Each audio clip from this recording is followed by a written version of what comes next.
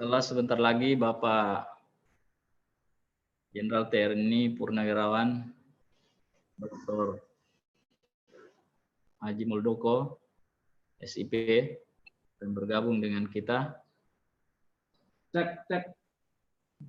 Halo Mas, Mas Wahid.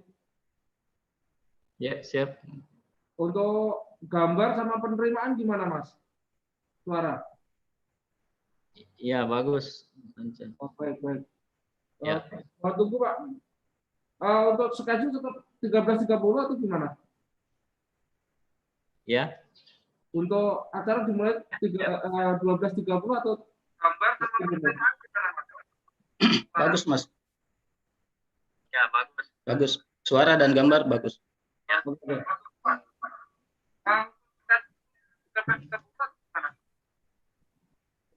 Ya. Untuk acara dimulai 12.30 atau gambar sama penerimaan gimana Mas? Bagus Mas. Ya, bagus. Ya, lama lagi kamu waktu.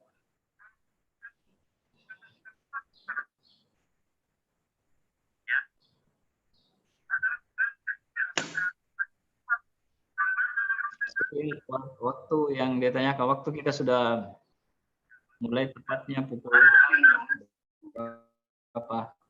Mohon supaya ditanggapi. Kita insya Allah mungkin kita bisa mulai 4 menit kemudian pukul 13:15 kita akan mulai acara. 13:15 kita sudah bisa mulai.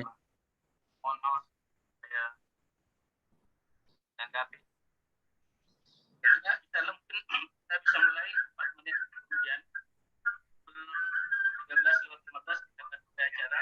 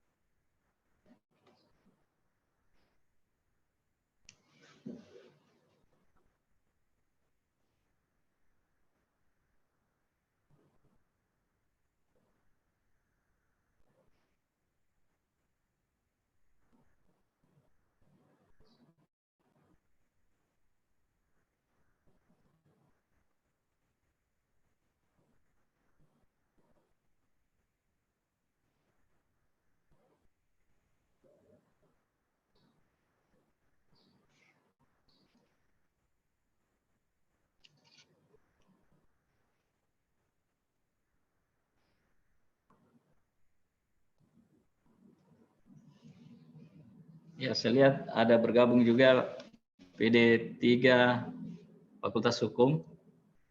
Assalamualaikum. Selamat bergabung, Dinda. Ya, Bang Tua. Mudah sehat selalu nih, Pak Ketua. Alhamdulillah, keren iki. Ya, siap, Pak.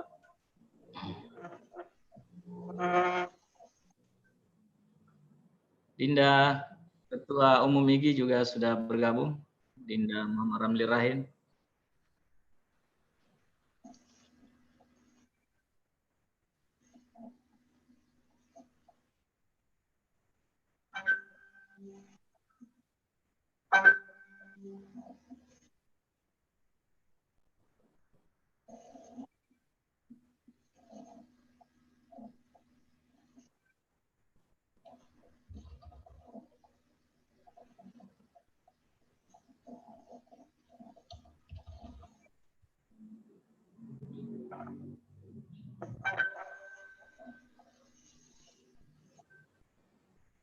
Ya, alhamdulillah peserta sudah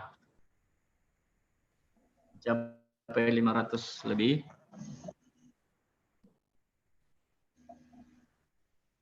Sambil menunggu peserta yang lain bergabung di acara kita ini.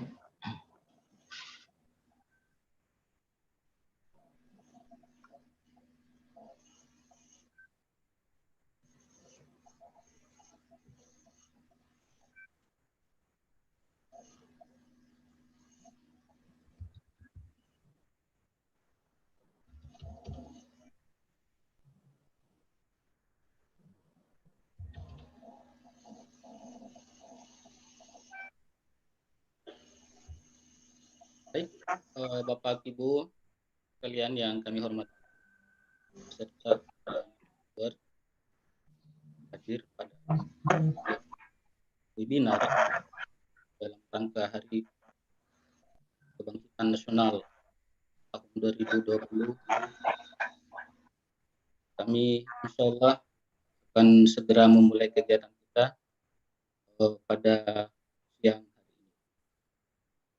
Kami juga ingin menyampaikan bahwa insya Allah telah bergabung bersama kita pada siang hari ini materi kita dan beberapa masyarakat dari selatan juga kegiatan kita insya Allah akan berlangsung dari pukul 12.15 sampai pukul 15 waktu untuk menggunakan waktu sebaik mungkin. Moderator kita pada hari ini adalah Bapak Abdul Wahid Nara, Ketua Umum Ikatan Guru Indonesia Provinsi Sulawesi Selatan, yang akan menjadi moderator pada kesempatan yang hari ini. Dan itu kepada Pak Ketua Wilayah, gunakan waktu yang sebaik mungkin kami sampaikan agenda pada itu kepada Pak Ketua di. Ya, terima kasih host kita pada kegiatan Hari Kebangkitan Nasional ini, Dinda Sekretaris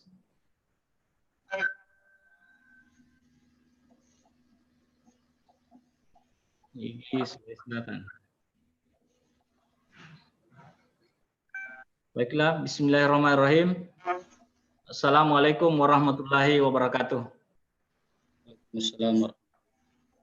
Alhamdulillah, kita panjatkan puji syukur kepada Allah Subhanahu wa taala atas limpahan rahmat dayanya kepada kita semua, sehingga alhamdulillah pada hari ini kita masih diberi kesehatan dalam rangka mengikuti kegiatan ini. Selawat dan taslim kita kirimkan kepada junjungan kita Nabi besar Muhammad SAW, Nabi yang mengantar kita dari alam gelap gulita ke alam terang benderang. Yang kami hormati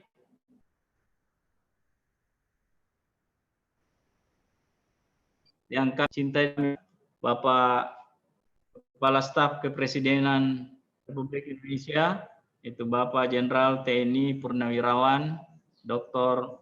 Muldoko SIP yang berbahagia. Yang kami hormati, yang saat ini juga sempat bergabung, yaitu Bapak Menteri Pertanian, Bapak Kebanggaan Toko Sulawesi Selatan, Bapak Dr. Haji Sahrul Yassin Limpo. Yang kami hormati, pemateri kita juga yang bergabung, yaitu Dekan Fakultas Hukum Universitas Hasanuddin, Ibu Profesor Dr. Farida Patiting SHMH.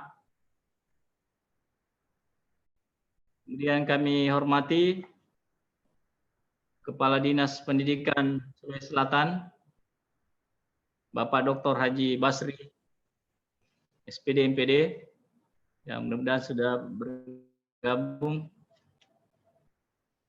Yang kami hormati Ketua Umum IGI Pusat, Adinda Muhammad Ramli Rahim,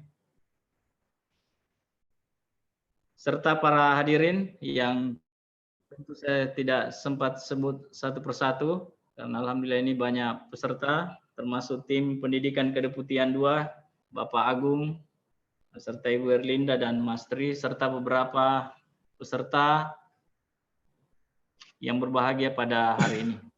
Alhamdulillah hari ini kita mengadakan dialog dalam rangka Hari Kebangkitan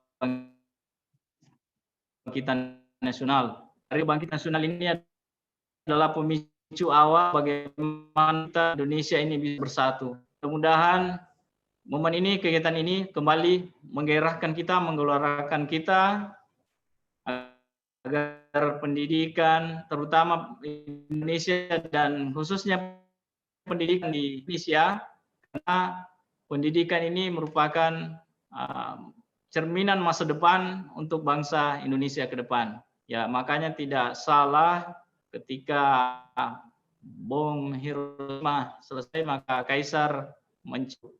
Kenapa begitu pentingnya pendidikan? Untuk itu dalam rangka Hari Kebangkitan Nasional ini kita mengadakan dialog yang sangat luar biasa ini dan dihadiri oleh tokoh-tokoh Indonesia yang sangat luar biasa. Mengawali kegiatan ini, saya persilahkan dulu kepada Ketua Umum IGI untuk memberikan sambutan dan arahannya. Kepada Ketua Umum IGI Pusat, Adinda Muhammad Ramli Rahim, saya persilahkan.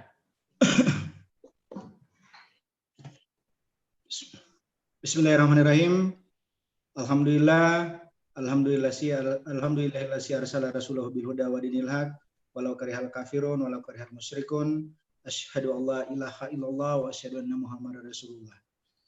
Yang kami hormati Bapak Kepala Staf Kepresidenan Pak Jenderal Muldoko, Kanda Menteri Pertanian Republik Indonesia Pak Syahrul Yassin Limpo, Ibu Dekan Fakultas Hukum Unhas Prof. Farida, Kepala Dinas Pendidikan Provinsi Sulawesi Selatan Pak Basri, Ketua IGI Wilayah Sulawesi Selatan, pengurus IGI Wilayah daerah Sulawesi Selatan, dan seluruh partisipan yang kalau saya lihat pesertanya sudah mendekati angka 1.000 peserta.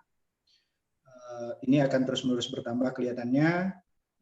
Kami sangat bersyukur dan berterima kasih kehadiran Bapak Menteri Pertanian Republik Indonesia, Bapak Syahrul Yassin Limpo. Beliau sejak jadi Gubernur Sulawesi Selatan, bahkan sejak jadi Bupati Goa, beliau berkontribusi luar biasa terhadap dunia pendidikan. Pak Syahrul ini yang menggagas adanya pendidikan gratis di Sulawesi Selatan, kemudian membuat program doktor dan sebagainya yang semua beliau lakukan untuk kemajuan pendidikan di Sulawesi Selatan. Kami merasakan betul apa yang beliau lakukan ketika beliau menjadi Gubernur Sulawesi Selatan terhadap dunia pendidikan kita. Pak Jenderal Muldoko, keberpihakannya juga ke dunia pendidikan sangat terasa buat kami. Kami pernah diterima langsung di Istana Kepresidenan. Beliau menyampaikan banyak hal terkait pendidikan kita, dan hari ini kami sangat berterima kasih karena kehadiran dua tokoh Indonesia yang luar biasa ini. Kita berharap guru-guru kita juga punya kontribusi ke pertanian misalnya, di mana para guru-guru ini masih memegang peran yang cukup signifikan di tengah-tengah masyarakat, terutama di pertanian. Kami selama ini masih fokus meningkatkan kompetensi guru Indonesia, dan kami, Pak Menteri, Pak Kepala Staf Kepresidenan, kami sampaikan bahwa kami justru merasakan bahwa pandemi COVID-19 ini justru menjadi kebangkitan guru-guru milenial. Yang kami maksud guru milenial ini bukan guru yang usianya muda, tapi guru-guru yang minded IT, dengan teknologi sangat dekat, kemudian mereka punya inovasi dan terus-menerus ingin bergerak mengembangkan guru-guru yang lain. Kami melakukan pelatihan-pelatihan peningkatan kompetensi guru secara online ini sejak masa pandemi COVID-19 luar biasa banyak. Hampir semua kabupaten kota melaksanakannya, semua provinsi melaksanakannya, dan Sulawesi Selatan pernah menyelenggarakan pada Hari Pendidikan kemarin 10.000 peserta secara bersamaan dalam satu hari. Dan semua ini saya hari ini membuka beberapa kegiatan, termasuk ada pelatihan tadi yang diikuti 4.000 peserta. Kita tidak bisa membayangkan di dunia nyata membuat pelatihan 4.000 peserta itu sulitnya luar biasa, tapi di dunia maya ini 4.000 peserta bisa kita kelola dengan baik pelatihannya.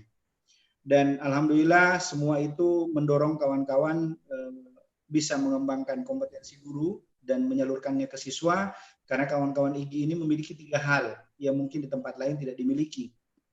Yang pertama, kawan-kawan IGI sudah memiliki skill, karena sebelum COVID-19 ini mereka memang sudah melakukan blended learning, melakukan pembelajaran tatap muka, sekaligus melakukan pembelajaran di dunia maya, memanfaatkan teknologi seperti video pembelajaran, game pembelajaran, kemudian video script dan sebagainya untuk pembelajaran kita. Sayang sekali kami laporkan Pak Kepala Staf Kepresidenan, guru-guru yang secara serius melakukan itu semua, jumlahnya masih kecil sebelum masa pandemi, sekitar 10%, tapi di masa pandemi ini meningkat sangat tajam. Ini saya kira berkah di balik bencana yang kita hadapi bersama. Kemudian kami juga menyampaikan bahwa Ikatan Guru Indonesia terus-menerus berupaya secara mandiri mengembangkan kompetensinya. Ini yang kami dorong sebenarnya di Kementerian Pendidikan, agar guru-guru itu didorong dan diupayakan agar mereka mengembangkan kompetensinya secara mandiri. Karena hanya dengan cara itu kompetensi guru kita yang masih tertinggal sampai sekarang bisa lebih baik. Saya kira itu yang saya sampaikan. Saya tidak boleh panjang karena keberadaan Pak Menteri ini tidak selalu ada bersama kita, apalagi Bapak Kepala Staf Kepresidenan tidak selalu ada bersama kita. Prof. Farida, terima kasih banyak atas MOU dengan Ikatan Guru Indonesia. Kami sangat berterima kasih dan dukungan juga dari Bapak Kepala Dinas Pendidikan Provinsi Sulawesi Selatan. Terima kasih sekali lagi. Kami sangat bersyukur hari ini atas kehadiran Pak Menteri dan Pak Kepala Presiden, Kepala Staf Kepresidenan. Alhamdulillah kesyukuran yang luar biasa. Dan selanjutnya wabillahi taufiq wal hidayah. Wassalamualaikum warahmatullahi wabarakatuh. Kami kembalikan ke moderator. Ya, terima kasih kepada Adinda Ketua Umum IGI Pusat, Muhammad Ramli Rahim, yang terus saat ini sangat sibuk membuka berbagai kegiatan IGI di seluruh Indonesia. Ya, saat ini juga berlangsung kegiatan di NRK dan insya Allah kita akan buka juga sebentar. Bapak Kepala Staf Kepresidenan yang kami hormati, Bapak Menteri Pertanian serta hadirin yang sangat berbahagia, suatu kebanggaan IGI Sulawesi Selatan menghadirkan tokoh yang saya pikir sangat penting di negara kita ini. Baiklah, kami beri kesempatan langsung kepada Bapak Kepala Staf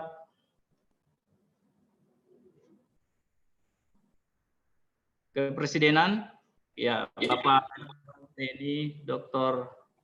Haji Muldoko SIP. Ya, saya pikir beliau ini seperti juga kalau saya pikir pulang kampung karena pernah bertugas di Makassar. Ya, ini suatu kebanggaan karena tokoh yang saya pikir sangat berprestasi di bidang militer, pernah bertugas di Makassar dan saat ini pernah menjadi puncak di TNI. Untuk itu kepada Bapak kami persilahkan untuk memberikan arahan dalam rangka Hari Kebangkitan Nasional ini. Baik, Assalamualaikum warahmatullahi wabarakatuh. Waalaikumsalam warahmatullahi wabarakatuh. Selamat pagi dan salam sejahtera. Yang saya banggakan ada Pak Mentan di sini dan rekan-rekan semuanya, para peserta apa itu Fitkom ini ya. Seminar ya. Yang saya hormati ya. Ya benar, saya lama di Makassar, saya 10 tahun di Makassar. Terakhir saya kemarin korem di Buni dengan sama-sama dengan Pak Sahrul Yassin Limpo, sehingga saya punya kedekatan emosional yang sangat tinggi kepada beliau dan masyarakat Makassar. Untuk itu saya memberikan sedikit waktu pada siang hari ini untuk menyampaikan beberapa hal. Yang pertama, terima kasih teman-teman masih punya semangat yang luar biasa dalam situasi COVID seperti ini, tapi masih punya semangat yang tidak menyerah. Untuk itu saya ingin memberikan gambaran dulu ya kepada teman-teman sekalian, apa sih yang diinginkan digambarkan oleh Presiden tentang Indonesia Maju. Terus tunjukkan dulu Indonesia Maju. Melalui peran para guru, saya pikir semuanya ini tidak akan bisa tercapai. Ya, Indonesia Maju.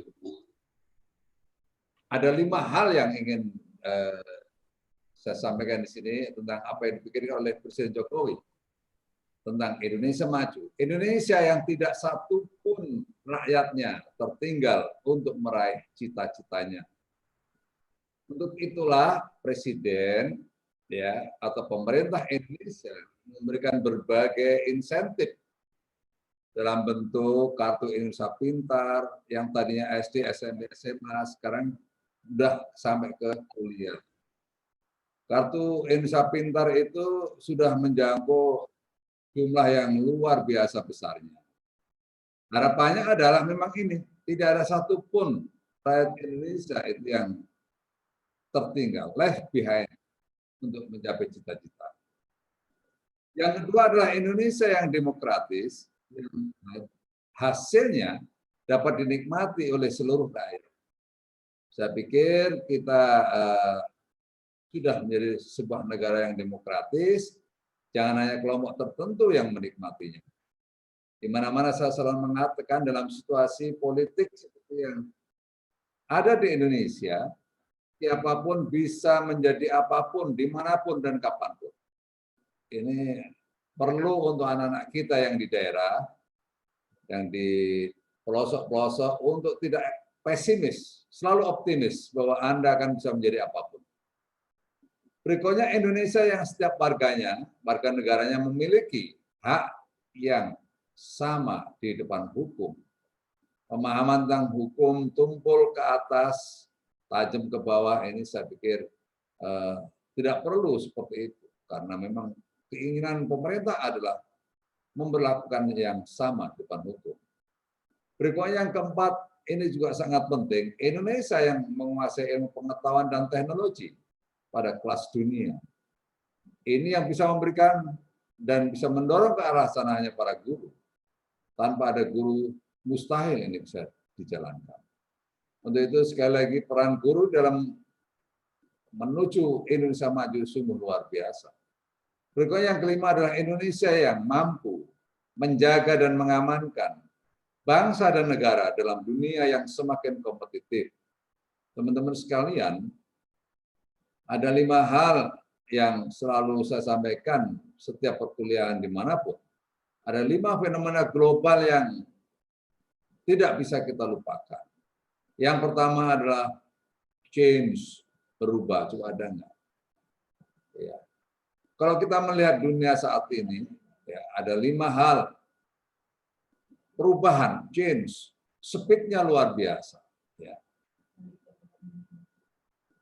Terus speed ya. Berikutnya, setelah speed, di dalamnya ada risk, ada risiko. Berikutnya, kompleksiti. Tidak ada satu perubahan yang tidak kompleks.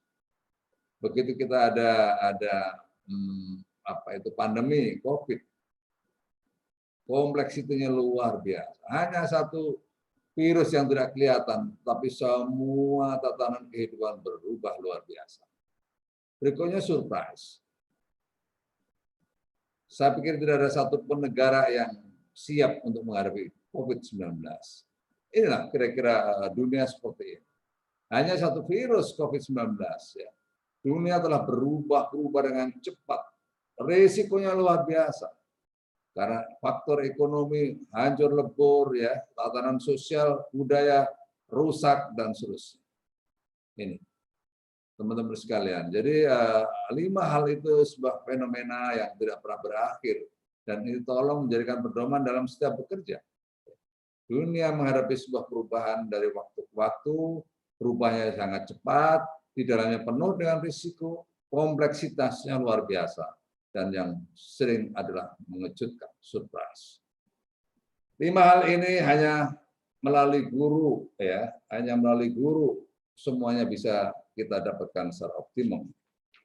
Teman-teman sekalian, selanjutnya kita berbicara tentang pendidikan. Tri Pusat Pendidikan Ki Hajar Dewantara ini masih sampai dengan saat ini masih juga relevan untuk dikembangkan. Melalui pendidikan terlahir hal-hal kreatif, konstruktif, dan inovatif dalam menapaki setiap perkembangan zaman. Keluarga, sekolah, masyarakat adalah ekosistem. Ekosistem pendidikan yang harus bersinergi, bahkan berkolaborasi. Jadi 3 pilar inilah kira-kira pendidikan di Indonesia bisa berkembang menuju kepada arah yang terbaik. Pendidikan keluarga bisa membentuk karakter, sifat, dan membentuk serta isi pemikiran para siswa. Untuk itulah pendidikan sebagai sebuah lingkungan yang harus terjaga. Anak-anak kita betul-betul steril karena pengawasan orang tua. Diharapkan di situ bisa mengikuti perkembangan dari waktu ke waktu. Berikutnya, sekolah mendidik untuk memberi pengetahuan, ilmu, dan bekal kecerdasan para siswa. Bahkan faktor-faktor yang tadi di dalamnya, masalah inovatif, hal-hal yang bersifat kreatif, disinilah dikembangkan agar anak-anak kita betul-betul kapasitasnya dari waktu ke waktu bisa berkembang dengan cepat. Berikutnya masyarakat. Masyarakat juga memiliki kontribusi dalam mendidik kecerdasan jiwa, budi pekerti, norma sosial, dan perilaku siswa dalam bermasyarakat. Untuk itu, guru sebagai yang berada dalam sebuah komunitas di mana terbangunnya sebuah berbagai sub yang sering saya katakan adalah subculture. Dalam sebuah sekolahan itu biasanya terdiri dari berbagai etnis, terdiri dari berbagai agama, terdiri dari berbagai lingkungan yang berbeda. Disitulah guru ya berdiri dalam sebuah lingkungan masyarakat yang pada akhirnya lingkungan itu bisa memberikan suasana yang bisa membangkitkan semangat para siswa untuk bergotong royong, untuk membangun toleransi, untuk membangun adaptasi dan kolaborasi di antar mereka.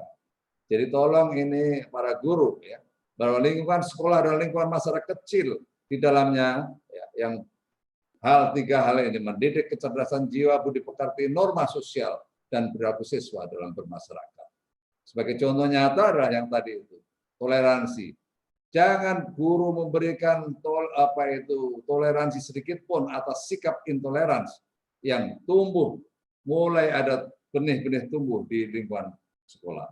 Ini pesan saya kepada para guru. Berikutnya lanjut ke dampak COVID pada dunia pendidikan. Teman-teman sekalian, berdasarkan data United Nations Education, Scientific and Culture Organization atau UNESCO, sejak 18 Maret 2020 ada 191 negara dengan 1,5 miliar lebih siswa yang melakukan pembelajaran jarak jauh. Alhamdulillah di Indonesia salah satu di antaranya. Berkat pembangunan infrastruktur yang telah dijalankan oleh pemerintah dan juga pemerintah sebelumnya. Saat ini dengan Palaparing yang berjalan sekarang, hampir seluruh Indonesia sudah memiliki jaringan fiber optik. Walaupun saya juga mendengar laporan-laporan dari berbagai daerah, masih ada satu internetnya mahal, yang kedua masih ada yang internetnya naik turun. Itu ya memang negara kita adalah negara yang besar, ya terdiri dari 17.000 pulau dan geografisnya seperti itu konfigurasinya. Jadi kalau ada sedikit-sedikit ya mohon dimaklumi. Kreativitas, inovasi dan motivasi guru dan tenaga kependidikan pada proses pembelajaran masa pandemi COVID-19 merupakan suatu tantangan dan tuntutan. Tadi tantangannya adalah itu, ya. Tantangannya biasanya guru berhadapan dengan murid, saat ini cukup melalui video conference, dan apapun situasinya, tuntutan guru untuk tetap menjadi pendidik tidak pernah berubah, apapun kondisinya. Untuk itulah di situ ada tantangan dan juga tuntutan di dalamnya. Berikutnya, Surat Edaran Mendikbud nomor 4 2020 tentang pelaksanaan pendidikan dalam masa darurat COVID. Pendidikan dapat dilakukan melalui pembelajaran jarak jauh, PJJ. Fokus PJJ bukan pada pencapaian akademik, namun pada pembelajaran literasi, numerasi, dan pendidikan karakter, ini kita pendidikan literasi kita sangat rendah di dunia. Untuk itu pesan surat Mendikbud ini supaya dijalankan dengan sebaik-baiknya, ya. Pembelajaran literasi, numerasi, dan pendidikan karakter. Keberhasilan pendidikan berasal dari kolaborasi dan interaksi 3 elemen, yaitu tadi guru, siswa, dan orang tua. Saatnya lah sekarang, ya, saatnya lah sekarang ibu-ibu, bapak-bapak, para guru bisa berinteraksi langsung pada para orang tua melalui video conference untuk menanyakan secara langsung perkembangan anak-anaknya yang ada di rumah seperti apa. Karena saya juga sudah mulai dengar anak-anak sudah mulai bosan untuk belajar jarak jauh karena dia rindu untuk dimarahi gurunya, ya, rindu untuk ketemu gurunya, dan rindu untuk mendapatkan bimbingan dari gurunya. Jadi semuanya terasa kalau sudah jauh seperti ini. Tadinya mungkin para siswa ada yang jengkel, dongkol sama gurunya, tetapi sekarang ini saya banyak mendengar, waduh, kami para siswa sudah mulai rindu dengan sekolahan, rindu untuk dimarahi gurunya, rindu untuk mendapatkan bimbingan dan seterusnya. Inilah guru kita itu, ya, luar biasa kontribusinya. Berikutnya belajar dari rumah atau BDR, ya. Menjadi aktivitas belajar yang difasilitasi beragam profesi, menjadi wadah interaksi antara orang tua guru, dan para stakeholder lain untuk mewujudkan cita-cita anak. Pendidikan disesuaikan dengan minat, bakat, dan kemampuan intelijensi anak. Saya harapkan 3 hal itu diperdomani sebaik-baiknya, ya. Agar apa? Agar walaupun jauh kondisinya, ya, tetapi jauh di mata, dekat di hati. Itu pasti guru seperti itu, ya. Bukan hanya dekat di mata, jauh di hati, tapi ini jauh di mata tapi dekat di hati, ya. Saya berharap apapun situasinya tadi, peran guru betul-betul bisa mempercepat menuju kepada Indonesia maju. Kenapa itu, teman-teman sekalian, kita menuju ke sana? Nah, ini loh, lihat ini. Tolong dilihat ini, tolong difoto ya, para guru. Ini lihat ini. Kenapa kita menuju kepada negara maju? Kita lihat posisi, kita lihat ini, ya.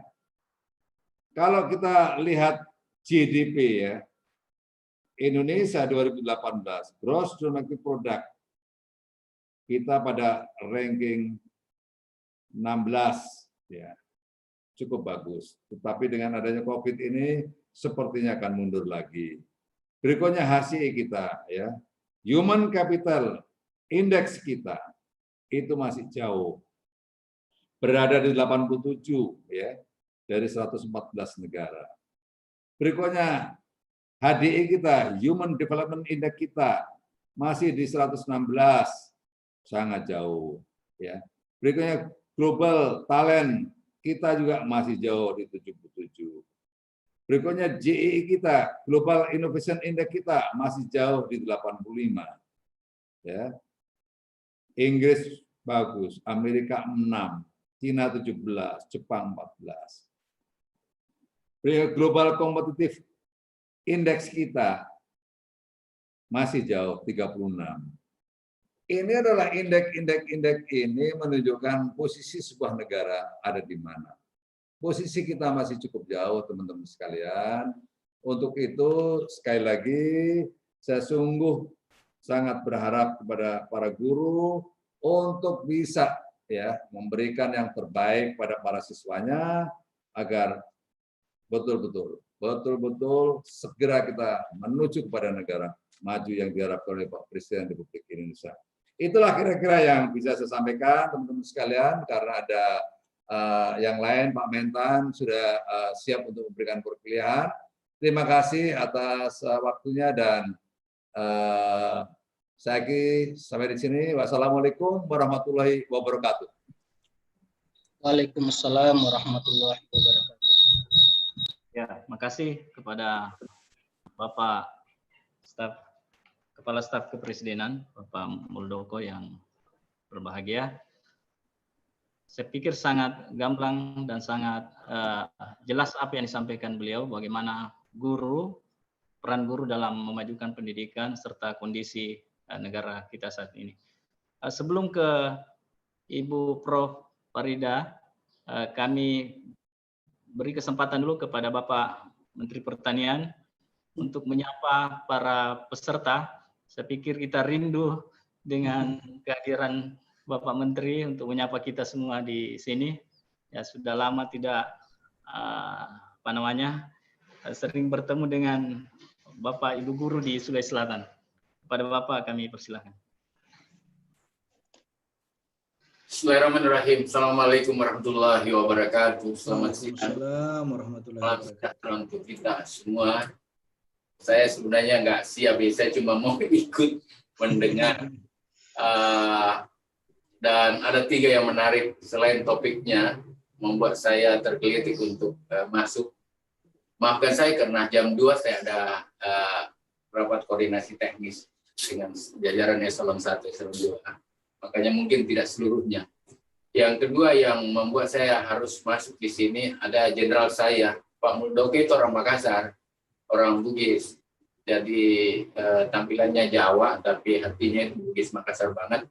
Dan saya jaminannya, dia bukan saya seorang jenderal, negarawan, tokoh yang peduli, dan itu membuat saya selalu respect pada beliau. Saya tidak jadi menteri kalau tanpa dukungan beliau, saya pastikan itu. Dan saya bekas anak buahnya beliau. Saya kepala staf kepresidenan, staf Pak Muldoko, senior advisor, kepala staf kepresidenan, sampai saya jadi menteri. Jadi harus saya dengar apa yang dia bilang hari ini dan kapanpun. Kita ke orang Bugis, Togiri, begitu. Kira-kira lebih. Yang kedua ada Prof. Farida. Itu ya, ini adik kita yang juga harus saya hormati. Saya mau dengar dia mau bicara apa. Gitu. Jadi saya tidak banyak akan bicara. Yang ketiga ada, memang itu MRR, Ketua Umum IG yang tidak pernah diganti-ganti. Dan belum orang bicara digital online, sistem apa dan pengajaran by Glow, by Awan, dia MRR itu sudah bicara itu, dan saya dibawa di Jalan Kakak Tua meresmikan dia punya studio. Betul ya? Mir? Ya, terima kasih. Jadi bukan hal baru dari Kebangkitan Nasional. Mungkin sering saya jenderal izin, saya kira presentasi tadi luar biasa dan itu saya yakini dengan baik. Intinya negara ini negara besar, Indonesia, negara yang paling baik bagi dari semua negara yang ada di dunia. Tentu sebagai orang Indonesia tidak adalah negara yang lebih baik dari ini. Apapun jiwa raga kita dan apapun mau dicuci seperti apapun tetap Indonesia. Oleh karena itu negara ini harus menjadi negara yang paling baik di mata, pikiran, di hati kita, di tubuh kita, di semua gerak kehidupan dan napas bangsa ini. Itu yang pertama, dan ini yang harus dikristalisasi dari satu generasi ke generasi berikut. Dan memang negara kita negara tropis, negara kita penuh kekayaan alam di laut, bagaimana banyaknya, di gunung bagaimana banyaknya, di dataran rendah, semuanya menjanjikan kehidupan. Oleh karena itu, dari alam pemberian Tuhan itu saja negara ini luar biasa. Allah telah mempersiapkan segalanya. Sekarang bagaimana memanage itu ke depan. Itu hanya ada kalau agenda intelektual mampu kita transfer makin baik ke depan. Artinya pembelajaran harus menjadi pembelajaran yang makin maju, modern, dan mampu membangun kemandirian kehidupan kebangsaan. Ya, selalu saya pakai tagline ini, maju, modern, dan mandiri. Itu menjadi bagian-bagian yang harus terus didorong. Dan guru menjadi sangat penting, pendidikan menjadi sangat penting, dan juga tentu pertanian menjadi penting, karena tidak bisa makan juga paham Pak MRR itu kalau guru kalau nggak makan nggak bisa ngajar kan gitu. Jadi itu penting, harga nggak boleh naik dan lain-lain, itu menjadi bagian. Jenderal, saya izin ke depan. Ya, terima kasih banyak. Ke depan Indonesia adalah negara yang memiliki peluang menjadi negara kaya. Saya percaya itu. Dan besok anak-anak kita tidak ada menjadi anak miskin. Besok itu adalah anak-anak yang kaya atau super kaya. Persoalannya adalah mereka hidup tidak seperti di eranya Pak Muldoko dengan saya, di eranya Ibu Farida, dan di eranya Ketua Umum IJ, Ikatan Guru Indonesia. Dan mereka hidup dalam kehidupan yang baru dunia. Mereka hidup dari perubahan yang diantar lebih cepat dari COVID-19. Anak-anak kita hidup dari pukulan global, pukulan dunia dari ujian Tuhan tentu, yang menaruh hikmah luar biasa. Bukankah kita hadir hari ini di awan, itu juga pukulan COVID. Dan itulah COVID yang mengingatkan kita bahwa kita sudah tidak di era yang kemarin. We're not in the past era. Era kita sudah pass away. Oleh karena itu, era besok anak-anak kita, era kebangkitan Indonesia, era yang lebih mudah di-manage, lebih mudah mendapatkan kehidupan. Saya ingin mengistilahkan bahwa besok itu kita sudah melewati dengan COVID ini dengan sebuah distraction yang luar biasa bagi kehidupan bangsa dari semua dimensi, termasuk pertanian. Oleh karena itu pertanian tidak boleh diolah lagi seperti yang kemarin. Harus ada loncatan-loncatan yang agricultural war room menjadi sangat penting. Robot construction besok harus menjadi bagian-bagian yang untuk menata seperti mana hara yang ada, agroklimas yang mungkin terjadi dari pertanian dari seluruh Indonesia. Bahkan tidak hanya robot internet by thinking untuk membuat suatu sektor pertanian yang tidak perlu menunggu cuaca. Dengan rekayasa teknologi mereka sudah bisa maju. Tidak boleh menunggu kapan cabai harus di musim kering dia hidup, kemudian di hujan dia mati. Kita punya konsepnya harus maju ke depan. Oleh karena itu memang anak-anak kita hidup dalam era yang saya sebut abundant era yang berkelimpahan karena semua ilmu, semua komunikasi, semua cara tinggal diambil di awan, tinggal di sourcing, dan kemudian kita ambil. Guru-guru juga tidak perlu ketemu tiap hari dengan murid seperti apa yang ada sekarang. Kita ketemu pada saat yang ditentukan. Kita tinggal ketemu di awan. Dan kalau begitu, era ini penuh fasilitas dengan kemajuan sains dan teknologi yang sudah ada, bahkan melampaui ekspektasi kita yang ada sekarang. Saya kadang-kadang nggak berpikir, anak-anak startup yang saya bina ada 200 orang, dan besok kami programkan 2,5 juta orang. Itu kemajuannya jauh lebih tinggi dari apa yang saya perkirakan. Mereka bisa dapat uang dalam 1 bulan 80-200 juta. Di luar ekspektasi saya. Hanya karena dia memiliki koneksitas yang ke dunia yang cukup bagus. Oleh karena itu, buka era juga sudah lewat. Yang membuat disruption itu sudah lewat. Yang ada sekarang adalah era kelimpahan yang bisa dilakukan. Oleh karena itu, memang yang menentukan besok Pak Guru adalah yang pertama, makin kritis ke anak-anak Indonesia mampu dibangun oleh karakter guru yang ada.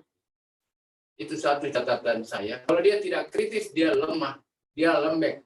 Saya suka orang-orang Bugis itu, orang Makassar itu karena kritis. Apa saja dikritisi. Gunung meletus di Jawa Tengah aja dia demonstrasi di Makassar, yang didemo Gubernur Sulsel kok. Saking kritisnya itu. Tapi itu jadi bagus karena mereka jadi belajar. Yang kedua, harus makin kreatif. Karena harus dididik makin kreatif. Karena itu yang mampu memecahkan kehidupan kebangsaan besok. Yang ketiga, dia mampu berkolaborasi. Dia mampu membangun network. Dia mampu untuk mengalah terhadap sesuatu tujuan benar. Saya selalu mengistilahkan 4 kebenaran yang harus dipakai oleh anak-anak kita. yang bernama kebenaran agamanya, yang kedua filosofi menurut saya, kebenaran sosiologis, harus ada manfaatnya dari kebenaran itu. Dan kita benar-benar sendiri. Yang ketiga, itulah makanya ada pasti ada syirik. Yang ketiga adalah kebenaran yuridis. Don't ever against the law. Yang keempat adalah kebenaran kultural. Biasanya kultur kita itu sudah mengajarkan kebaikan-kebaikan. Kalau gitu, mau jadi besok anak-anak yang hebat Indonesia, terutama anak-anak yang ada di Sulawesi Selatan lebih khusus, dan ini ajaran orang tua. Kalau mau jadi pemain bola yang hebat, matamu jangan cuma sampai ke bola dan di mana bola itu menggelinding, tapi ajarkan anak-anakmu matanya masuk ke di mana bola itu harus dibawa. Ini ada bahasa Bugisnya, ada bahasa Makassar. Jadi ya jangan kau cuma kasih dia gimana bola itu dibawa, tapi kau kasih lihat kau mau kemana sebenarnya, begitu. Kasih lihat itu. Kalau dia tahu tujuannya, semua orang Bugis Makassar biasa, ya rewel tonji mulutnya, tapi dia tetap ikut. Tapi kalau dia tidak jelas kau mau bawa kemana, dia pusing itu, bahkan dia berontak kadang-kadang. Nah, oleh karena itu terakhir, Pak Muldoko maafkan saya, bukan saya menambahkan saya, Pak. Oleh karena itu, era besok itu era digital. You do online system or digital, or you die. Kalau kau tidak pakai digital, besok mau jadi pejabat, kamu akan ketinggalan dengan era. Yang kedua adalah era yang cepat-cepat deception. Deception tidak menunggu. Kau siap atau tidak, dia tetap jalan. Kau tidak hati-hati, corona datang sama kau. Kau tidak kasih imun pada badanmu, dia nyerang kamu. Jadi era itu kita hadapi seperti itu. Kemudian disruption era memang juga jalan dalam bentuk ya makin canggih gitu. Ada aja saja. Jadi kita nggak boleh merasa kita udah mapan, kemudian bangsa ini tidak ada dinamikanya. Anak-anak harus diajarkan bahwa kau berhadapan dengan bangsa lain. Kalau kau tidak siap, dia nyerbu masuk ke dalam. Kalau kau punya makanan tidak siap, maka kau sendiri akan menjadi kesulitan. Kalau tidak mandiri, kau punya kesulitan. Karena orang lain juga butuh makanannya. Kemudian ada era yang paling mengejutkan saya, ada era di mana dematerialization itu tidak terjadi lagi gitu. Atau semua produk kehilangan wadah fisik, semua ditransfer via glue. Saya baru aja, ya, izin kalau dulu kita harus nunggu orang dan lain-lain, sekarang THR transfer dong, gitu. Kira-kira begitulah di era sekarang. Dan demokrasi makin terbuka karena orang punya kesetaraan makin baik. Semua terus diukur rasional, proporsional, dan logik. Semua seperti itu, tidak bisa lagi hanya dengan kekuasaan, dengan jabatan. Pak Muldoko yang saya hormati, Ibu Farida, adik saya, Ketua IGI yang saya cintai, saya banggakan, makin hebat dia nih. Dan teman-teman sekalian, terima kasih. Saya akhiri dengan terima kasih sekian. Assalamualaikum warahmatullahi wabarakatuh. Mohon saya tidak sampai akhir. Izin. Assalamualaikum Waalaikumsalam warahmatullahi wabarakatuh. Terima kasih Pak Mentan. Waalaikumsalam. Terima kasih Bapak Mentan, tokoh Indonesia yang merupakan tokoh Sulawesi Selatan juga yang kita banggakan. Pemikiran beliau saya pikir sangat jauh ke depan selama ini, dan sejak memimpin di Sulawesi Selatan ya terbosan-terbosan telah banyak yang diberikan kepada kita. Bagaimana kita ini guru menangkap agar guru kita, siswa kita ini terus kritis, kreatif, kolaboratif, dan berbagai hal yang disampaikan beliau tadi. Selanjutnya kami beri kesempatan kepada Ibu Dekan untuk menyampaikan, ya karena durasi waktu Bapak Menteri juga mungkin sekitar 10 menit untuk menyampaikan hal-hal yang begitu penting untuk kita. Kepada Ibu kami persilakan. Ya, silakan Prof. Baik, terima kasih. Assalamualaikum warahmatullahi wabarakatuh. Ini sambil saya share. Waalaikumsalam warahmatullahi wabarakatuh. Yang mana dia ini? Ini sudah gapten ini kalau sudah begini.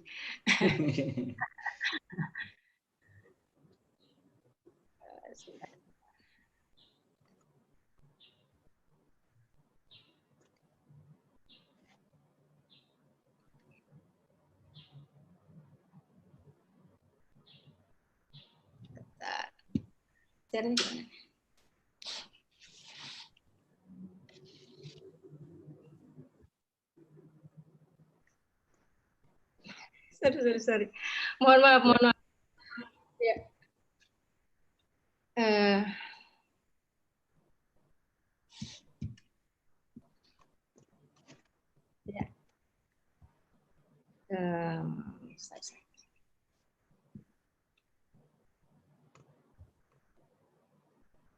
Ya, baik. Terima kasih. Assalamualaikum warahmatullahi wabarakatuh. Dan selamat siang yang saya hormati dan sangat kami banggakan Bapak Jenderal TNI Purnawirawan, Bapak Dr. Muldoko. Beliau tadi saya dengar pernah tugas di Bone, kebetulan saya orang Bone, Pak Jenderal. Assalamualaikum. Terima kasih, sangat merupakan suatu kebanggaan tersendiri karena saya bisa bicara bersama dengan Bapak yang luar biasa. Ini saya minta terima kasih kepada IGI yang telah mengundang saya pada satu forum yang sangat luar biasa ini. Dan juga tentunya kepada Bapak Menteri Pertanian Republik Indonesia, ya kakanda kami, Bapak Dr. Haji Syahrul Yassin Limpo yang juga merupakan Ketua IKA, Fakultas Hukum Unhas. Ini Pak Jenderal, beliau adalah Ketua IKA kami. Terima kasih yang selalu membimbing saya secara pribadi dan kita semuanya, alhamdulillah, dan juga memotret karakter beliau yang luar biasa, yang juga sekaligus terinternalisasi dalam diri kami, dari saya dan juga teman-teman, termasuk pada Adinda Ketua IGI. Ketua IGI Pusat, Adinda Muhammad Ramli Rahim, yang saya cintai, saya banggakan, dan juga Pak Kadis, Ketua IGI Sulsel, Pak Wahid Nara, dan seluruh peserta yang hadir pada kesempatan ini. Saya dikasih tema menjaga kependidikan karakter pada masa pandemi, pada masa belajar dari rumah. Jadi menjaga pendidikan karakter pada masa belajar dari rumah.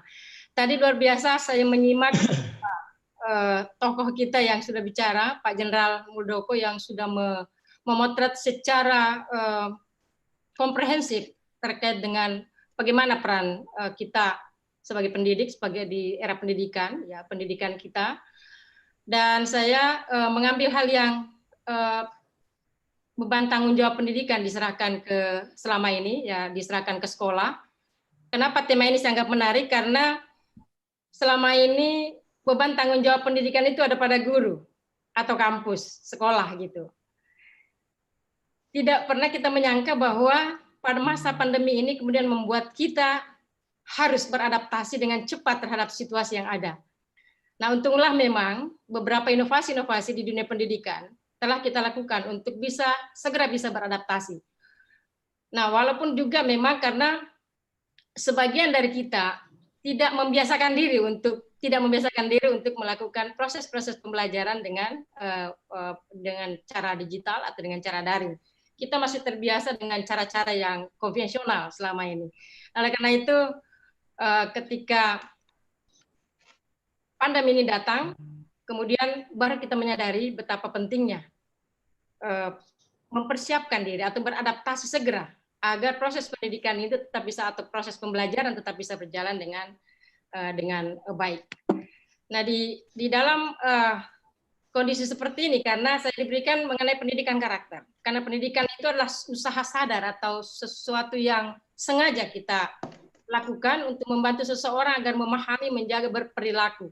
Jadi ada proses bukan sekedar memahami atau mengetahui, memahami, menjaga, dan berperilaku, memahami, tetapi berperilaku, melakukan. Nah, misalnya ketika ini, selama ini misalnya memberikan teori-teori, Anda harus jujur, Anda harus mandiri, Anda harus adaptif, tapi tidak pernah dipraktekkan. Bagaimana dia bisa beradaptasi dengan cepat terhadap suatu situasi gitu. Nah, ini yang kita lihat dalam proses pendidikan karakter ini, ketika dia benar-benar mengimplementasikan apa yang menjadi nilai-nilai karakter yang seharusnya. Seperti tadi misalnya bagaimana kita jujur, itu harus dipraktekkan, harus dilatih. Bagaimana anak-anak kita itu berperilaku jujur. Seperti kalau kita mengajar di kelas, saya selalu mengatakan, siapa dulu yang tidak pernah menyontek semasa waktu sekolah? Tidak ada, Pak Jenderal, tidak ada yang tak angkat tangan, Pak Jenderal. Berarti kan semuanya pernah menyontek. Nah ini kan, tapi saya apresiasi karena dia jujur. Nah oleh karena saya mengatakan, oke, karena Anda jujur, saya apresiasi. Untuk kita starting ke depan, tidak boleh lagi ada yang menyontek. Karena itu ada perilaku yang kurang bagus, kurang terpuji. Sebuah karakter yang membahayakan kalau itu terus-terus kita lakukan. Kita praktekkan. Karena menyontek itu awal dari perilaku yang koruptif. Nah itu salah satu contoh implementasi dari bagaimana kita menginternalisasikan nilai-nilai karakter kemudian mempraktekkannya. Nah peran guru menjadi sangat penting, dan saat ini peran guru yang pada masa pandemi ini berpindah ke orang tua di rumah. Nah orang tua kan kadang-kadang kalau kita lihat di beberapa medsos, orang tua menjadi merasa sangat berat. Pada saat kondisi seperti ini baru merasakan bahwa betapa beratnya pekerjaan guru. Nah oleh karena itu yang saya hormati Bapak Jenderal, Pak Menteri, dan seluruh yang hadir, pendidikan karakter menjadi sangat penting dan menjadi perhatian utama. Ya Bapak Presiden kita selalu secara tegas saya mengutip ketika beliau menyampaikan itu pada Hari Pendidikan Nasional di tahun lalu, bahwa dunia pendidikan harus memperhatikan pembangunan karakter. Ini menjadi fokus sehingga Bapak Menteri Pendidikan dan Kebudayaan hari ini itu kemudian melakukan upaya-upaya agar pendidikan karakter itu betul-betul terlaksana dan tersistem dengan baik. Ya karena selama ini Pak Jenderal, karena kita pahami bahwa pendidikan ada aspek kognitif, afektif, psikomotorik yang kemudian melahirkan karakter. Tapi selama ini yang kita lebih fokuskan pada aspek kognitifnya. Saya sebagai dosen melakukan proses pembelajaran di kampus, ya itu lebih utama adalah kurikulum yang kita desain lebih mengimplementasikan aspek kognitif tadi. Kemudian afektif dan psikomotoriknya lebih banyak kita berikan kepada proses-proses kegiatan-kegiatan kemahasiswaan yang bersifat informal. Nah ini yang belum tersistem dengan baik, sehingga itu nanti yang akan kita internalisasi secara terpadu dalam satu kurikulum, sehingga proses pembelajaran yang berlangsung itu sekaligus memenuhi unsur 3 tadi untuk melahirkan sebuah karakter yang kita harapkan seperti itu. Nah ini saya kira tadi Pak Jenderal sudah menyampaikan betapa kita masih jauh ya dari hal itu. Nah, saya juga perlu menyampaikan bahwa pendidikan adalah hak konstitusional yang sekaligus menjadikan kewajiban konstitusional dari pemerintah. Ya, jadi dari Undang-Undang Dasar 45 kita lihat bahwa salah satu tujuan pendidikan adalah mencerdaskan kehidupan bangsa dan di dalam batang tubuh menekankan adanya hak bagi setiap warga negara untuk mendapatkan pendidikan dan memberikan beban atau kewajiban kepada negara untuk membiayainya. Ya, jadi ketika ada hak terhadap negara maka melahirkan kewajiban kepada negara untuk mewujudkannya. Nah, di sini kita lihat bahwa jaminan konstitusi negara wajib untuk menghormati, melindungi hak setiap warga negara untuk memperoleh pendidikan. Itu tadi Pak Jenderal sudah menyampaikan betapa kebijakan-kebijakan Bapak Presiden kita yang luar biasa mendorong untuk merealisasikan kewajiban negara terhadap warga negara atas pendidikan. Di sana ada jaminan, ya jadi bukan hanya kewajiban, tetapi tanggung jawab negara menjamin pemenuhannya. Nah, karena negara menjamin pemenuhannya dalam berdasarkan konstitusi, maka ada alokasi anggaran khusus, ya 20% anggaran yang dialokasikan, ya di APBN itu wujud dari tanggung jawab negara untuk mensupport pendidikan tersebut. Nah inilah yang membuat kita menjadi semakin bergairah di dalam proses peningkatan pendidikan seperti ini. Ya karena tujuan negara mencerdaskan kehidupan bangsa, itu tadi yang saya sudah jelaskan, membangun, meningkatkan intelektualitas dan membangun karakter. Walaupun sebenarnya tidak bisa dipisahkan, tapi saya hanya ingin memilah bahwa selama ini yang kita sadari, yang kita create begitu banyak adalah aspek kognitif, aktivitas otak begitu. Aspek afektif dan psikomotorik itu belum satu sistem. Ya saat ini misalnya di perguruan tinggi ada surat keterangan pendamping ijazah, tapi itu belum menjadi satu kewajiban bagi setiap mahasiswa. Karena misalnya dari 1.000 mahasiswa itu sekira mungkin 10% saja mau melakukan aktivitas-aktivitas kegiatan kemahasiswaan yang sifatnya untuk membangun, meningkatkan afeksi, ya, emosi, yang melatih dan seterusnya, psikomotoriknya. Tidak semuanya, jadi belum berlaku secara simultan. Ini nanti desain pendidikan ke depan itu perlu memadukan ini dalam satu kurikulum yang terintegrasi seperti itu. Baik. Lihat, ya sedikit lagi, supporting sistem kita ada institusi pendidikan, ada keluarga, lingkungan pergaulan. Kalau keluarga selama ini kan tidak terlalu dominan. Ya, nanti setelah ada pandemi baru kita rasakan betapa pentingnya itu orang tua terlibat langsung dalam proses pendidikan. Bagaimana dia mendampingi anak, bagaimana menjaga kesabaran. Dan di situ kan terinternalisasi sebenarnya karakter secara langsung.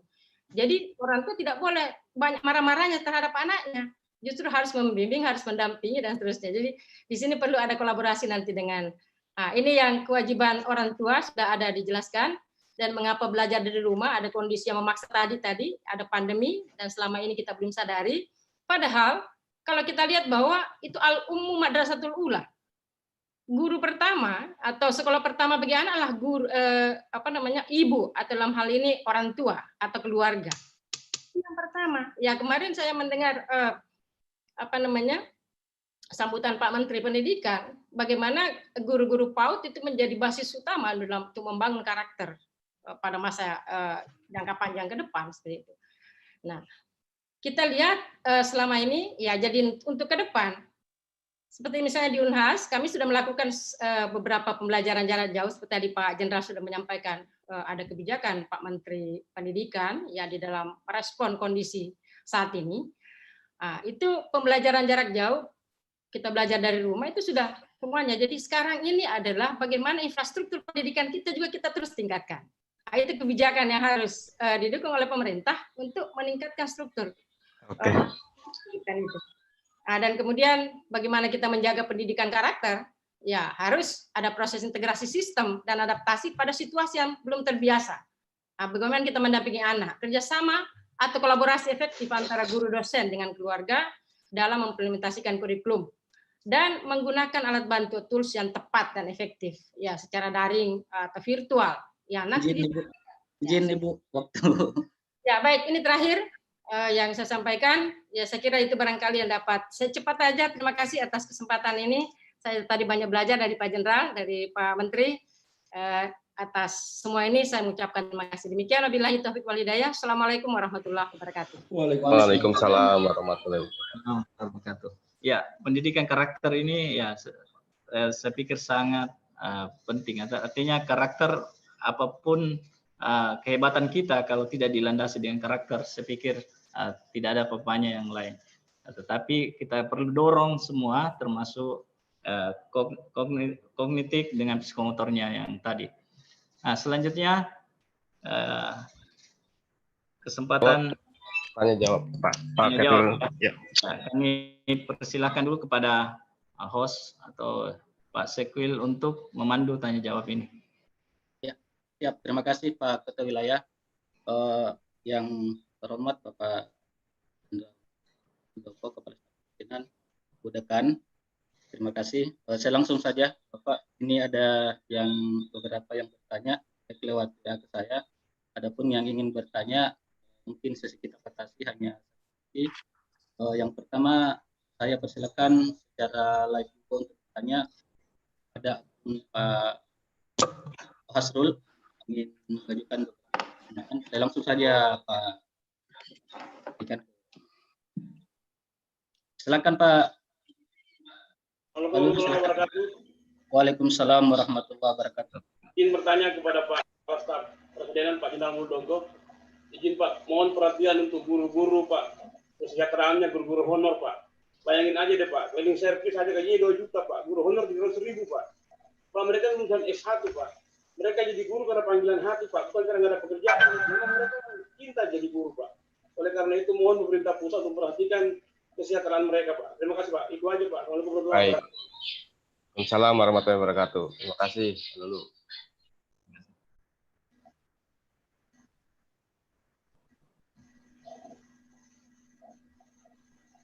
Ya, lanjut.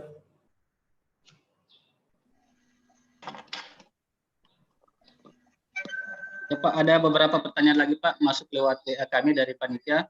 salah satunya Pak tentang di masa pandemi COVID-19 ini dalam rangka pembelajaran ini ketika ditetapkan oleh pemerintah belum berakhir di bulan Mei seperti yang disampaikan oleh gugus tugas, kemudian berlanjut, apakah bagaimanakah strategi daripada pemerintah apabila masa pandemi ini ditetapkan sampai misalnya sampai di Desember 2020? Pak. Itu cukup dua Pak, ada untuk ini karena waktu kita agak terbatas, jadi ada dua pertanyaan Pak, mungkin bisa ditanggapi dulu. Terima kasih Pak.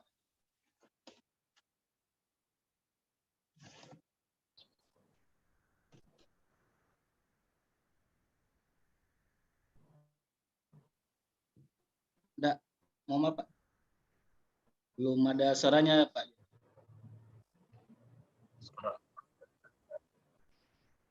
Dimatikan mungkin tadi. Ya siapa? Iya, oke. Silakan Pak. Oke, ya. Siap. Masalah kesejahteraan guru tadi ya, tolong lebih spesifik ya, hak-hak guru apa saja yang belum didapatkan, sehingga nanti bisa mudah untuk dikomunikasikan ke Kementerian Pendidikan ya. Kalau hanya kesejahteraan guru nanti apa itu yang belum kita tidak tahu.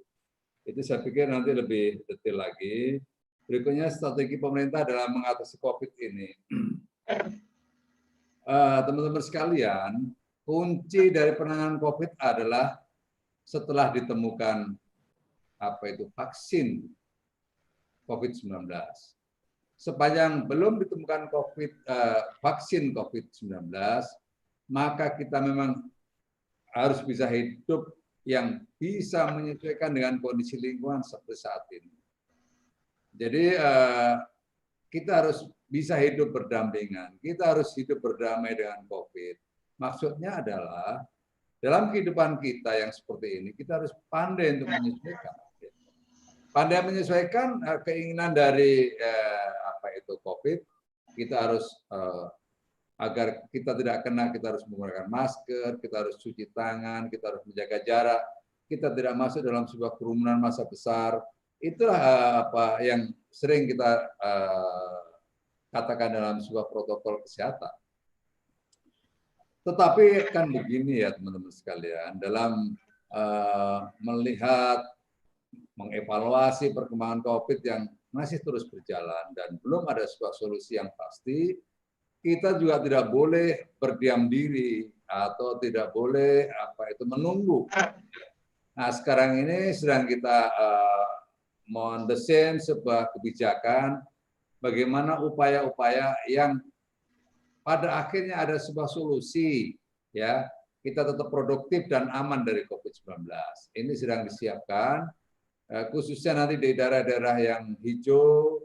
Berikutnya kita lihat dari RRT-nya, bagaimana perkembangan artinya itu apabila sebuah daerah itu nilainya kurang dari 1, maka sudah bisa mulai diarahkan untuk produktif dan aman. Berikutnya kita akan melihat perkembangan terus-menerus yang pada akhirnya teman-teman sekalian kita tidak boleh menyerah, tidak boleh berpangku tangan menghadapi situasi saat ini. Ya, nanti tunggu akan ada sebuah kebijakan dari pemerintah yang bentuknya adalah produktif dan aman dari COVID-19. Itu nanti akan dimulai dari daerah-daerah yang hijau, ya. Ada beberapa daerah hijau di Indonesia yang memang betul-betul tidak memasukkan COVID-19. Ada daerah-daerah yang sudah mulai trennya menurun, ya. Tadi dilihat artinya, dilihat trennya menurun, nah nanti akan dikalkulasi dengan baik. Nah, siang hari ini, setelah ini kita akan rapat tentang itu, ya. Besok pagi akan memberikan rumusan kepada Presiden bagaimana mensikapi perkembangan COVID ini dan langkah-langkah pemerintah ke depan seperti apa. Itu teman-teman sekalian yang bisa saya sampaikan dan terima kasih. Kemudian pertanyaan selanjutnya untuk Ibu Dekan juga pada Pak Jenderal tentang pelindungan guru. Jadi selama ini Pak memang sudah ada beberapa kebijakan-kebijakan baik di tingkat pusat seperti misalnya MOU antara organisasi profesi dengan Kapolri tahun lalu, kemudian ada juga maklumat dari Kejaksaan Agung tentang pelindungan guru, tapi itu hanya sebatas di perjanjian saja. Kenyataan-kenyataan yang ada di daerah itu bahkan teman-teman guru khusus di selatan ini ada hanya karena permasalahan misalnya disuruh masuk ke masjid untuk sholat, sudah di karena di Jawa itu sudah diadukan ke pihak yang berwajib begitu. Ini banyak sekali yang terjadi, Pak. Ini ada beberapa teman mungkin bisa dikaji tentang undang-undang guru dan dosen, kalau bisa lebih dispesifikkan tentang undang-undang pelindungan guru itu. Ini yang paling banyak kejadian. Bahkan kemarin Prof, Pak Jenderal di salah satu di Kabupaten Sopeng itu hanya karena ada oknum LSM kemudian sempat disampaikan di media sosial, akhirnya teman guru itu kemudian dimasukkan ke pengadilan, bahkan sekarang kayaknya sudah putus. Ini beberapa hal yang seperti ini yang juga sangat mengganggu psikologi teman-teman guru ketika ingin menerapkan berbagai karakter untuk meningkatkan kedisiplinan, tapi terkendala di hal itu. Itu pertanyaan dari teman lewat WhatsApp ditujukan kepada Pak Jenderal dengan Ibu Dekan. Silakan dulu Pak Jenderal untuk memberikan pertanyaan. Terima kasih. Ya, memang situasi sekarang saya sangat memahami ya. Satu sisi guru harus mengawal karakternya anak-anak, membentuk dan mengawal, bahkan dari lebih ke arah internalisasi ya, dan pembentukan disiplin. Nggak bisa disiplin itu dibentuk dengan senyum-senyum doang, nggak bisa. Harus dengan cara-cara keras ya. Saya dulu waktu kecil saya, waktu di kampung, hidup saya itu disuruh, dilanggar. Ya. Jam 4 pagi kalau saya belum bangun digebukin sama pakai rotan tuh sama kiai saya itu. Tapi ya orang tua saya biasa-biasa aja, karena itu bagian dari membangun karakter agar anak kuat, agar memiliki ketahanan jiwa yang kuat. Gitu. Tapi memang sekarang guru-guru menghadapi sebuah situasi ya, satu sisi ditekankan untuk membangun disiplin, tanggung jawab, pada sisi yang lain tidak bisa menegakkan aturan itu dengan keras begitu ya. Tapi saya juga ingin menggarisbawahi bahwa ada definisi tentang keras dan kasar ya. Memang tidak bisa lagi dalam era seperti saat ini kita berlaku kasar kepada anak-anak kita, karena begitu ada fotonya beredar itu cepat sekali itu respon membangun emosi kolektif masyarakat Indonesia itu ya. Nah, kadang-kadang masyarakat Indonesia juga nggak konsekuen ya. Satu sisi ingin membangun disiplin nasional yang kuat, membangun karakter yang kuat. Pada sisi yang lain ada kejadian kecil begitu diekspos gede-gedean.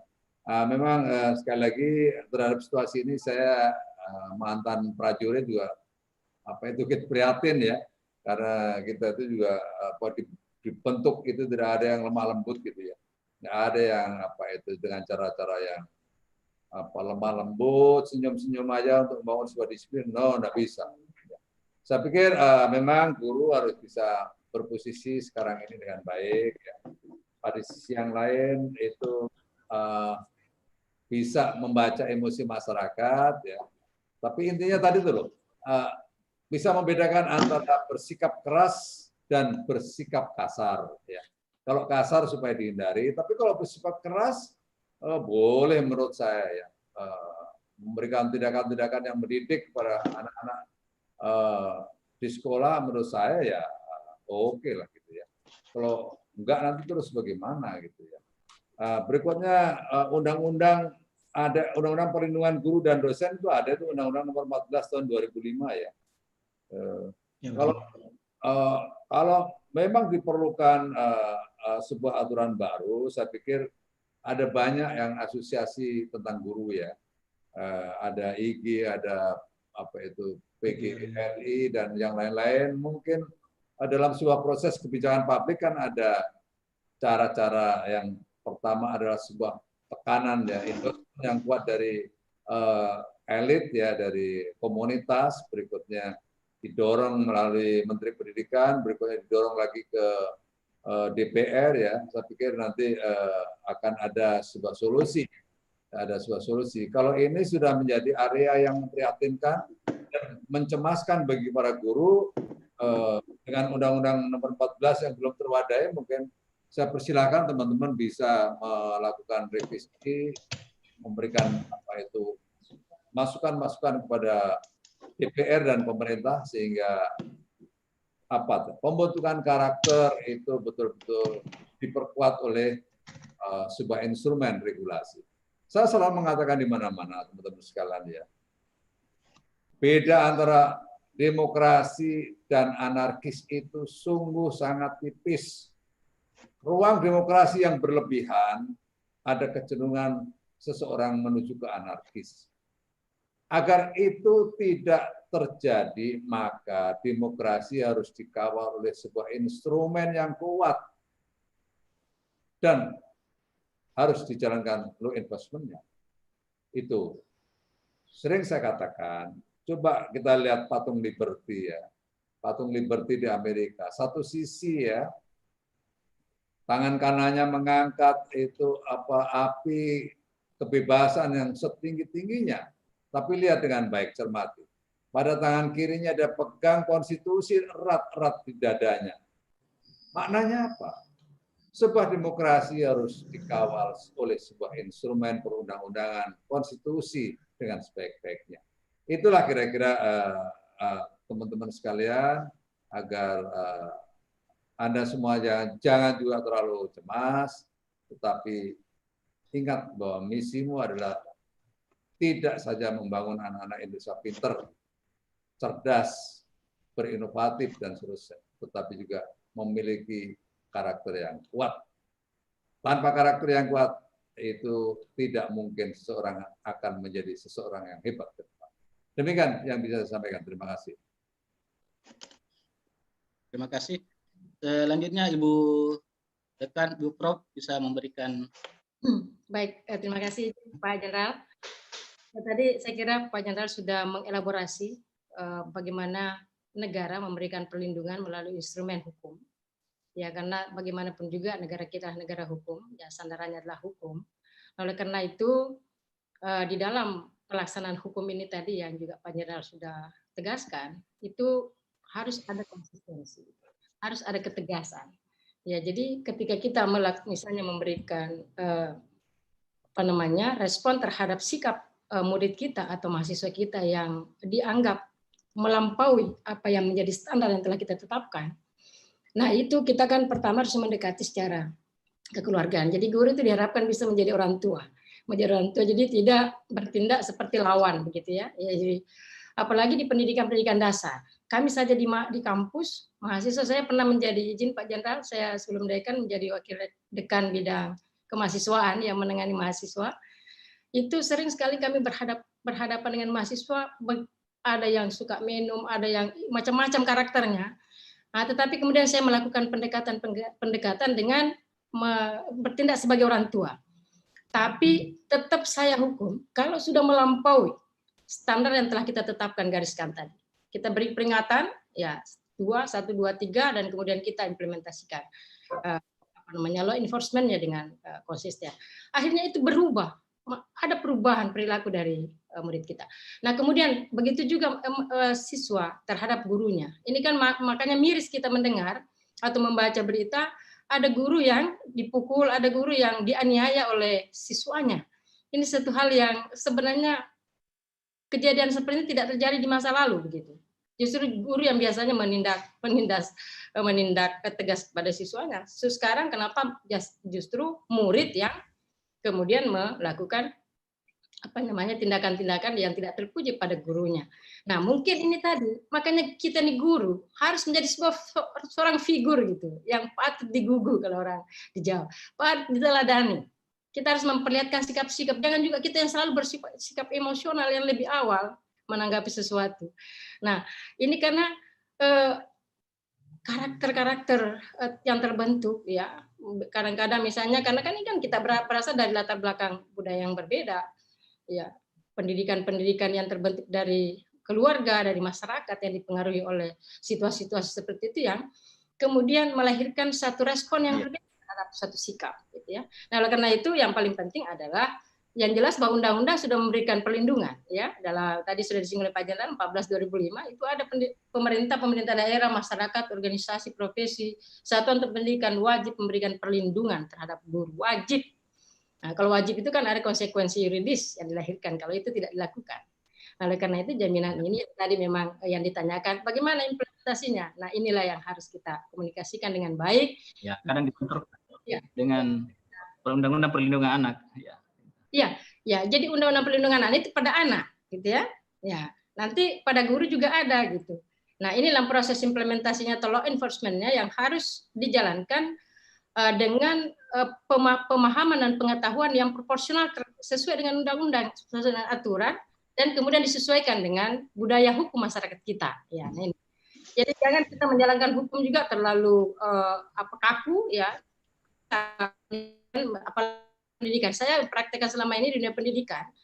Saya memberikan hukuman kepada mahasiswa atas pelanggaran-pelanggaran yang dilakukan. Ketertiban masuk dalam kampus, misalnya itu dengan proses pendidikan dulu.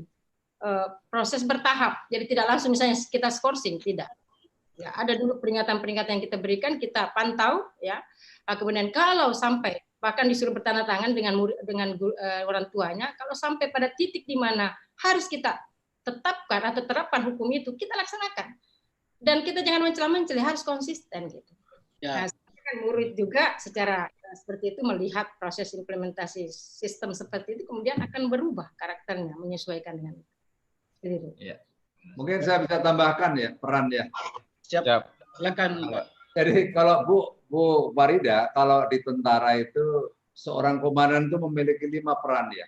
Satu, dia sebagai pemimpin, tadi itu yang Ibu saya katakan tadi. Satunya kata dan perbuatan, memiliki integritas yang tinggi.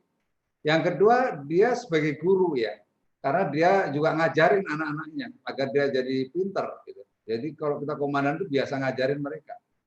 Yang ketiga, mereka sebagai teman seperjuangan tadi itu. Jadi kita kadang-kadang juga sebagai teman walaupun komandan ya kepada mereka. Karena kita harus membangun sebuah komunikasi yang sehat dengan anak buah. Yang ketiga, kita sebagai hakim ya. Kita sebagai hakim itu ya menindak itu kalau ada anak buah yang nggak beres harus tindak begitu ya. Nggak boleh mereka sembarangan. Gitu. Bahwa itu salah dikit, no way harus ditindak. Biar membedakan antara reward and punishment yang jelas. Nah, yang kelima ini apa ya bisa sebagai orang tua yang bisa mengayomi ya. Jadi jangan sampai kita itu hanya semena-mena kepada anak buah, pendekatannya hanya top down. Nah, tapi kita juga bisa menjadi orang tua yang baik. Jadi saya pikir peran-peran itu tadi yang disampaikan Profesor Farida itu sangat relevan ya. Sebagai guru juga bisa sekali-sekali jadi teman, sekali-sekali jadi hakim, yang memang harus ngajarin mereka dengan sabar, tetapi kita juga bisa menjadi seorang orang tua yang baik, ya, menjadi seorang pemimpin, satunya kata dan perbuatan. Kalau guru tidak bisa memberikan contoh yang baik, seperti saya sebagai komandan tidak bisa memberi contoh, nanti diketawain di belakang itu, lu ngomong doang itu, gitu. Jadi 5 peran ini saya pikir sangat relevan untuk dijalankan sebagai guru. Terima kasih. Terima kasih. Bapak Ibu yang saya hormati, berhubung dengan waktu kita yang sangat terbatas dengan juga dengan pemateri kita, pertanyaan-pertanyaan cukup itu. Dan terakhir, Bapak Ibu, kami berharap ada statement close dari Pak Jenderal untuk semua teman-teman guru. Kebetulan ini Pak Jenderal yang hadir di room ini ada 870, kemudian teman-teman di YouTube channel juga ada sekitar ratusan juga yang bergabung.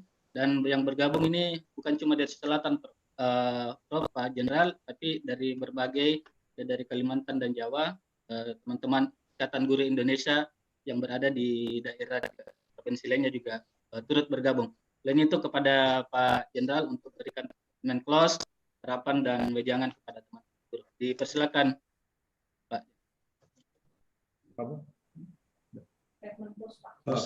Closing ya. Ya, closing statement Pak Jenderal. Ya, baik. Yang pertama saya terima kasih teman-teman kita bisa silaturahim dalam suasana puasa ya. Saya sangat menghormati upaya-upaya ini dalam situasi puasa dan keterbatasan instrumen kita masih bisa berkomunikasi dengan baik, silaturahim. Yang kedua, saya berharap IGI bisa memperjuangkan aspirasi seluruh jajarannya sehingga keberadaan IGI, Ikatan Guru Indonesia ini bisa betul-betul memberikan kontribusi yang positif. Yang ketiga, saya berharap guru jangan menyerah dengan situasi. Ya, ini sebuah pekerjaan mulia. Satu sisi memang menghadapi kondisi yang kadang-kadang tidak menyenangkan, baik dari sisi kesejahteraan maupun dari sisi hujatan. Tapi yakinlah bahwa peran-peran itu sungguh sangat mulia. Satu sisi secara secara nyata bisa dirasakan oleh semua pihak ya. Tanpa guru kita tidak akan menjadi siapa-siapa sudah itu. Tetapi pada sisi yang lain juga punya value religi yang sangat kuat bahwa dengan ilmu yang diberikan itu menjadi amalan jariah yang tidak pernah terputus. Jadi itu saya pikir sebuah yang akan kita dapatkan semuanya. Jadi sekali lagi selamat berjuang para guru Indonesia dan saya menaruh rasa hormat karena saya bisa seperti ini karena saya mencintai guru. Terima kasih. Assalamualaikum warahmatullahi wabarakatuh. Waalaikumsalam warahmatullahi wabarakatuh. Ibu Dekan, kebetulan Pak Jenderal dengan Dekan Fakultas Hukum UNAS ini pada waktu beberapa bulan lalu kami membuat MOU perlindungan guru dengan beliau. Mungkin ada statement close, Ibu Dekan, dipersilakan. Pak Jenderal, terima kasih Adinda host. Ya, tentunya sama dengan Pak Jenderal, kita berharap guru ini adalah ujung tombak dalam proses bersinergi dengan keluarga dalam proses pendidikan anak yang nanti juga bertumbuh menjadi sebuah pendidikan karakter yang baik. Karena pendidikan ini meng-hire dua hal utama, yaitu peningkatan intelektualitas dan kemudian pembangunan karakter yang bisa bisa berjalan secara simultan seperti itu. Oleh karena itu selalu kita merasa hormat pada guru, ya selalu kita sangat menghormati guru. Ya, saya juga guru. Ya, kita semua guru dan sebenarnya semua orang adalah guru. Ya, kita bisa menjadi bertindak sebagai guru, orang tua bisa menjadi guru, guru bisa menjadi orang tua. Kalau ini terintegrasi dengan baik, maka proses pendidikan itu akan berjalan dengan baik. Saya kira itu. Terima kasih sekali lagi saya sampaikan kepada Ikatan Guru Indonesia, Adinda Ketua IGI Pusat, Adinda MRR ya, dan juga kesempatan yang diberikan sangat prestisius bisa bersama dengan Bapak Jenderal Muldoko. Alhamdulillah sekampung Pak Jenderal. Ya. Boleh, terima kasih banyak sekali lagi atas kesempatan ini, mudah-mudahan di lain waktu dan MOU yang telah kita tanda tangani insya Allah segera kita kawal, kami akan kawal ya, bersama-sama kita melakukan dan pemahaman hukum dan hak-hak dengan konstitusi dan hukum kita insya Allah. Saya kira itu. Terima kasih. Hidayah. Assalamualaikum warahmatullahi wabarakatuh. Waalaikumsalam. Terakhir mungkin Pak Ketua Umum, silakan Pak Muhammad Ramli Rahim. Terima kasih. Ya. Saya hanya menyampaikan terima kasih Pak Jenderal atas kehadirannya. Ini insya Allah akan membangun motivasi guru semakin kuat untuk terus mengabdi untuk kemajuan bangsa dan negara, terutama di masa depan. Pak Ibu Dekan, terima kasih banyak atas kehadirannya, memberikan motivasi untuk kita semua, memberikan materi yang luar biasa. Kami alhamdulillah di Ikatan Guru Indonesia semoga terus-menerus terinspirasi dengan tokoh-tokoh kita. Pak Menteri Pertanian yang sudah mengikuti rapat yang lain, terima kasih banyak atas kehadirannya. Kami berharap bukan ini yang terakhir, Pak Jenderal juga mungkin kami sampaikan sebelumnya bahwa ada 500-an ribu guru kita akan pensiun dalam 4 tahun ke depan. dan P3K kemarin belum tuntas Pak Jenderal. Kami berharap ada solusi segera dari Bapak Presiden dan Menteri Pendidikan dan Kebudayaan sehingga guru-guru kita bisa kembali terisi kebutuhan-kebutuhannya di dunia pendidikan. Kalau 500.000 itu pensiun Pak Jenderal, maka guru kita kira-kira tinggal 30-40% yang statusnya pegawai negeri sipil. Dan ini mungkin akan jadi masalah di masa depan, terutama jika guru-guru honorer kita sampai bersatu melakukan mogok misalnya, karena pendapatan mereka yang minim, ini sangat berbahaya terhadap dunia pendidikan kita, Pak Jenderal. Data lengkapnya ada sama kami sebenarnya di Kementerian Pendidikan juga ada. Jumlahnya sangat signifikan yang akan pensiun. Bahkan tahun 2022 itu 80.000 yang pensiun, Pak Jenderal, dalam 1 tahun. Ini saya pikir butuh perhatian, Pak Jenderal. Terima kasih banyak. Sekali lagi terima kasih. Wabillahi taufiq wal hidayah. Wassalamualaikum warahmatullahi wabarakatuh. Waalaikumsalam warahmatullahi wabarakatuh. Ya, baik Bapak Ibu. Dengan segala hormat, kami dari pengurus Ikatan Guru Indonesia Sulawesi Selatan memohon banyak terima kasih pada Bapak Kepala Staf Kepresidenan, Bapak Jenderal Muldoko, kemudian Ibu Dekan, Ibu Farida, Pak Ketua Umum, terima kasih Pak Mentan yang duluan pamit, terima kasih atas kesempatan dan arahan pada kesempatan ini membuat motivasi kepada teman-teman guru, dan akhirnya Pak Jenderal, Prof, karena waktu Jenderal masih ada waktunya, masih ada kegiatan lain. Kami mengucapkan terima kasih dan berharap untuk kedepannya masih bisa bergabung dengan teman-teman IGI untuk memberikan motivasi dalam sebagai garda terdepan pendidikan di negara ini. Terima kasih Bapak Ibu. Ya, terima kasih Pak Jenderal. Assalamualaikum warahmatullahi wabarakatuh. Ya, terima kasih. Tadi 500.000 tahun.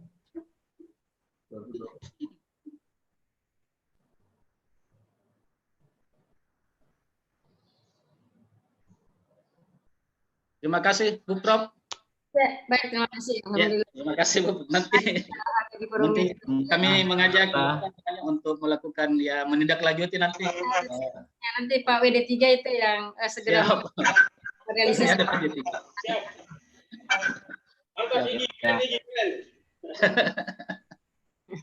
Ya, terima kasih Kak Lulo. Lebih banyak menanti tindak lanjut dari MUU. Ya, Pak Ketua Wahid, terima kasih Pak Ketua. Ya, terima kasih. Ya, seperti itu ya. Terima kasih. Assalamualaikum warahmatullahi wabarakatuh. warahmatullahi wabarakatuh.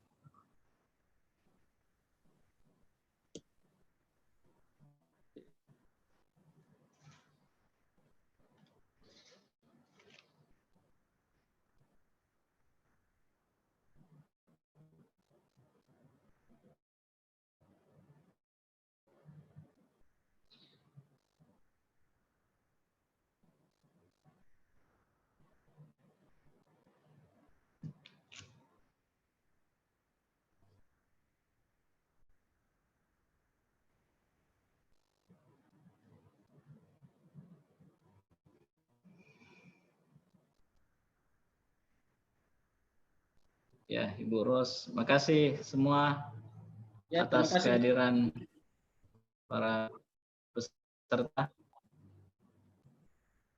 Insya Allah kita akan bertemu kembali dalam acara.